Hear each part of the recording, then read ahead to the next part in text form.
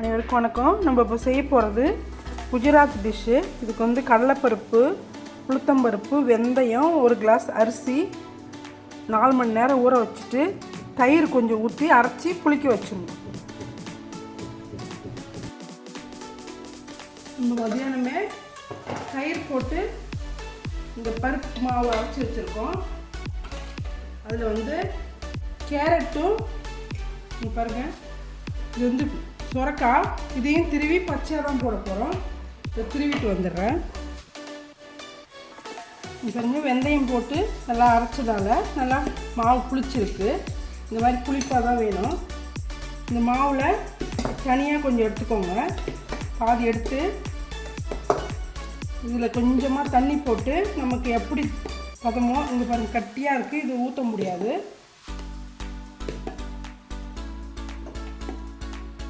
கொஞ்சமாக தண்ணி போட்டுக்கலாம்.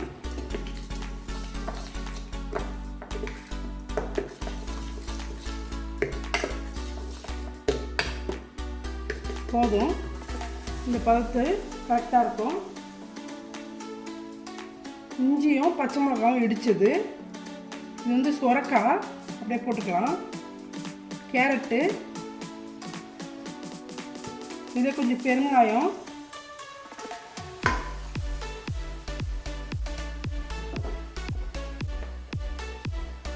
மஞ்சள் பொடி கொஞ்சம்,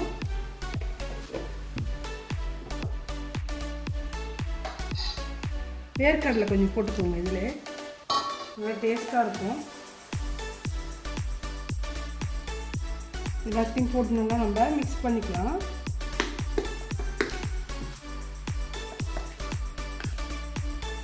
மிக்ஸ் பண்ணிவிட்டு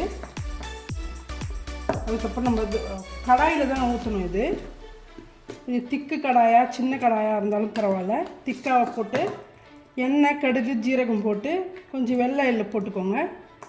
போட்டுட்டு இது நல்லா புளிச்சிருக்குல்ல, நல்லா பன்னு மாதிரி இருக்கும் இது தோசை.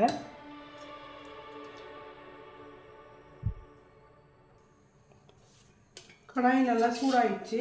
இந்த கடாயில் கடலை எண்ணெய் போட்டுக்கோங்க, அப்போ தான் நல்லாயிருக்கும் இந்த டிஷ்ஷு. எண்ணெய் கொஞ்சம் நிறையவே போடலாம்.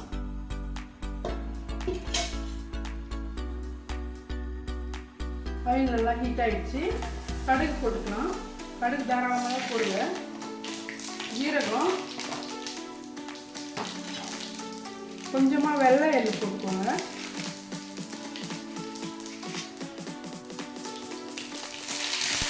இதே கருவேப்பிலை போட்டுட்டு மாவு இதில் போட்டுருங்க.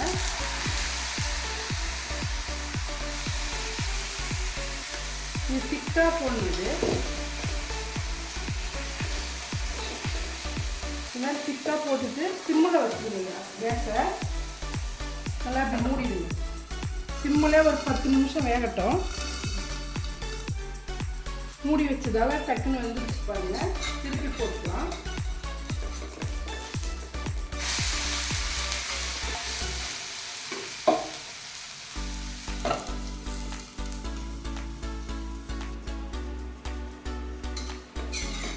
எல்லாம் ரெடி ஆகிடுச்சு பாருங்கள்.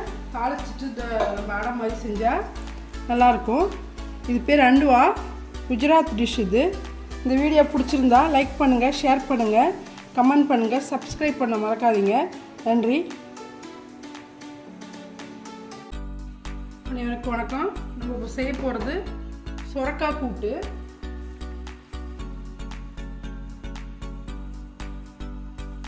சுரக்காய் கூட்டு வைக்கிறதுக்கு 1 மணி நேரத்துக்கு முன்னாடி இது மாதிரி கடலைப்பருப்பு தண்ணியில் ஊற வச்சுக்கோங்க. இந்த மாதிரி சுரக்காவை நல்லா பொடியாக தோல் சீவிட்டு உள்ளே முத்தி போயிருந்தா விதை எடுத்துகிட்டு பொடியாக கட் பண்ணிக்கோங்க. கட் பண்ணிக்கின்னு குக்கரில் ஆயில் போட்டு கடுகு போடணும். ஜீரகம்,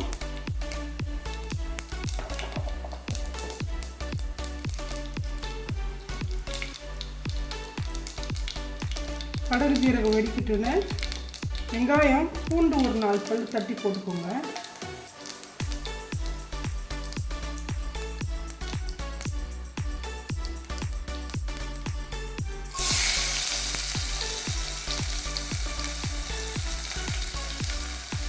வெங்காயம், தக்காளி ஒரு 1 தக்காளி இதெல்லாம் போட்டு கிரேவி மாதிரி இருக்கும். சப்பாத்தி, ரைஸு எதுக்கு வேணாலும் சாப்பிடலாம்.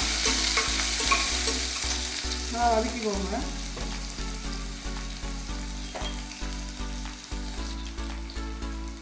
இதே ஒரு கொத்து கருவேப்பிலை நல்லா போட்டு நல்லா வதக்கிட்டு வெங்காயத்தை லைட்டாக வதங்குறவங்க தக்காளி போட்டுக்கலாம்.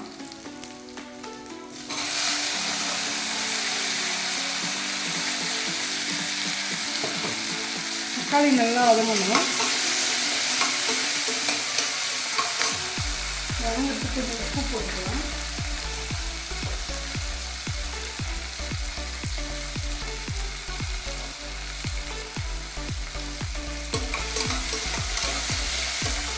தக்காளி நல்லா பேஸ்ட்டாக வதங்கணும். மூடி போட்டு நம்ம வதக்கிடலாம். தக்காளி வதங்கிச்சா பார்க்கலாம்.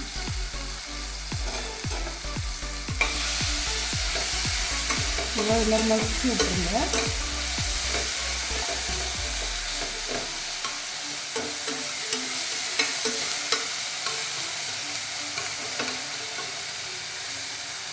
வச்சுட்டு நம்ம கட் பண்ணி வச்சுருக்கிற சொரக்காவும் போட்டுக்கோங்க.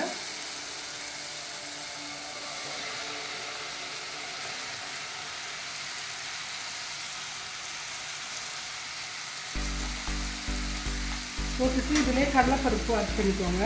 மசாலாவும் ஆட் பண்ணிக்கலாம்.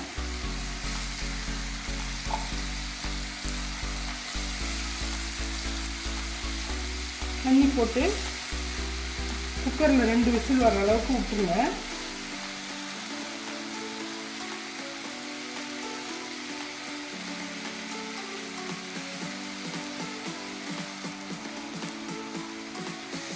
கொஞ்சம் தண்ணி போட்டுக்கலாம். காய்கறி வேகிறதுக்கு பருப்புலாம் வேகணும்.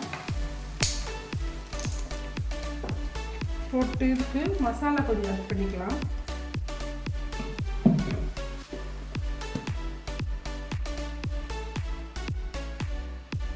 மஞ்சள் பொடி கொஞ்சம்,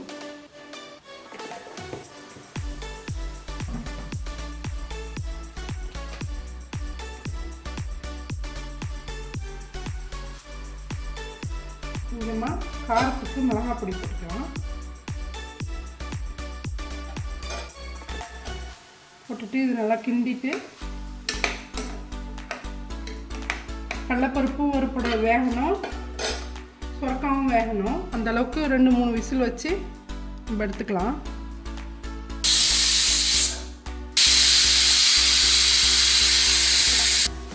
பாருங்க, சுவையான சுரக்காய் கூட்டு ரெடி ஆகிடுச்சு. இந்த வீடியோ பிடிச்சிருந்தா லைக் பண்ணுங்கள், ஷேர் பண்ணுங்கள், கமெண்ட் பண்ணுங்கள், சப்ஸ்கிரைப் பண்ண மறக்காதீங்க. நன்றி.